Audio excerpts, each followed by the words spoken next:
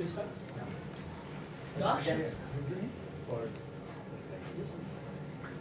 Dash, my bag is feeling really heavy these days. I wish I had someone to tell me how to relieve the pain. You can use two shoulders, it will distribute the pain. Thank you. I wish I had someone to share about my mental problems as well.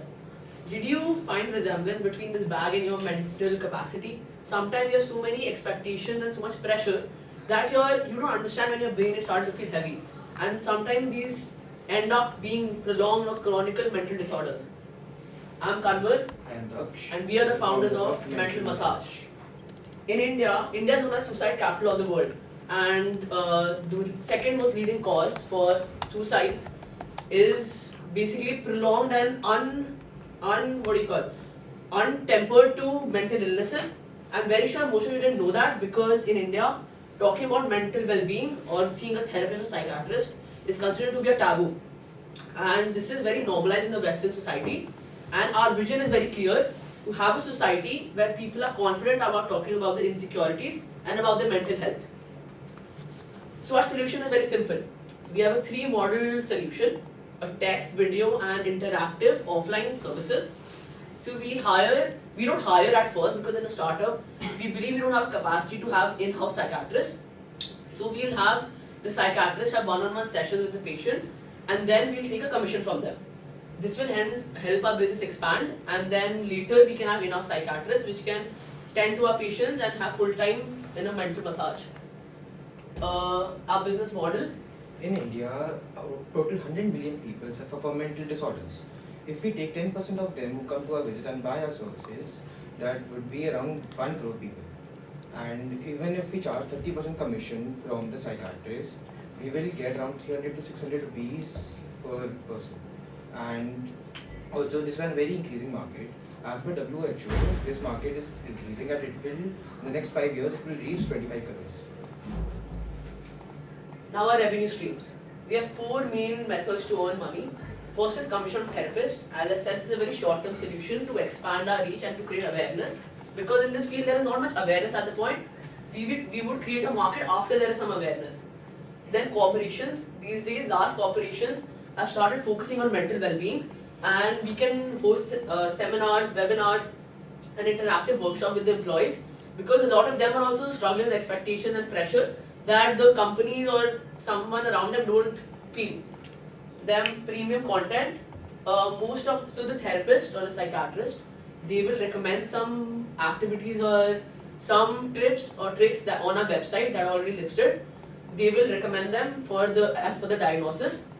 So most of them will be free, but some of them will be premium or will be paid for. Then we have a premium community. Our basic idea is to create a safe space for the individuals who are on our website. So that community will be free, but there will be another up level to that which will be premium, and they have a lot of benefits, like for example free group sessions. And we'll create communities, like for example there are people struggling with divorce. Now there will be a community which will be based on that, where people can talk about their experience, their growth, their journey, how did they come out from that trauma. So that is a feature of a premium community. Then our biggest barrier. Most marketing strategies are based on word of mouth, but as I said, in India, word of mouth for mental well-being is not possible because India is considered to be a taboo for mental well-being.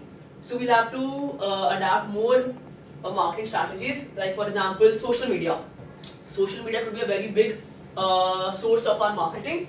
Then other than that, going to schools and colleges where we can host interactive webinars and sessions, so that if children are educated and thinking about having someone to help you through mental well-being is normal and not something which is very abnormal or unorthodox. last 1 minute. Yeah. Why are we better? We are better because most of the websites that are our competitors, they don't have a safe space created in their business model or in their website. We believe before the customer acquires our services, the feel they get in our website and our platform is very important, because that is something that creates an impression on them. Then we are better because we'll have top psychiatrists in our team. We do not shy on marketing or in hiring psychiatrists, because then there was another thing, that we have special service for emergency services. For example, someone is on the brink of suicide. we cannot have prolonged therapy for them. That won't work because they're already at a stage where they are about to take the extreme step. So for that, what we'll do, we'll set up an emergency service where therapists, where we have reserved quality therapists. Those therapists can connect with the patient and they can give fast and efficient and quick, basically, relief. Then we believe at mental massage that speak can heal, and speaking and expressing your feelings is normal. And we hope that you can join our family because we want to normalize expressing your feelings and going to a therapist. Thank you. We're open to questions. Any questions? How did you arrive on that name? Mental massage. So our basic ideology is that massage gives you physical relief, right? And we want to give mental or your mental well-being a similar status as physical well-being. So like massaging eases your pain, it gives you relief. That's the same we want to do with your mental well-being. And where did the idea come So the idea came from, so I had a friend. That friend, so he had a lot of problems going around in his environment, like his parents were not on good terms, and there was a lot of pressure on him basically. And then later I found out that he was thinking about suicide as well. And when I asked him that, why didn't you tell me this early so that I could have helped you, I would have spoken to you, you could have freely expressed to me. Then he was like, that it's not normal for me to speak about a feeling. I can just go up to you and say that you have so many problems, you think that I'm mad or something. So I felt that this was a very valid point, and you don't go to your sometimes you don't find closure in our closed ones. So we want to create a platform where people can trust our psychiatrists and therapists, and we believe that this is only possible when we have that trust and a safe space around us. But how will they trust your app? First of all, the community I talked about, that is free. Even before you pay for a therapist, you can talk to other customers and consumers who have tested our product. You can have this is not review system. Okay, you talk to them, you ask them how their experience, have they made any substantial progress, and then our website as well. It will be a very interactive and it will be a very user-friendly website, so that will help the customer feel that they are valued and that this is where the solution can be. Who's your target audience? Yeah, so our target audience are basically teenagers and young adults. And second, we target customers who want to go to a therapist. We don't target the mass at start. Okay, we are a very realistic company. We feel like we can touch the people who want to go to a therapist, but they can't find a quality therapist. So that's a target audience. We're ready to pay the money for a therapist.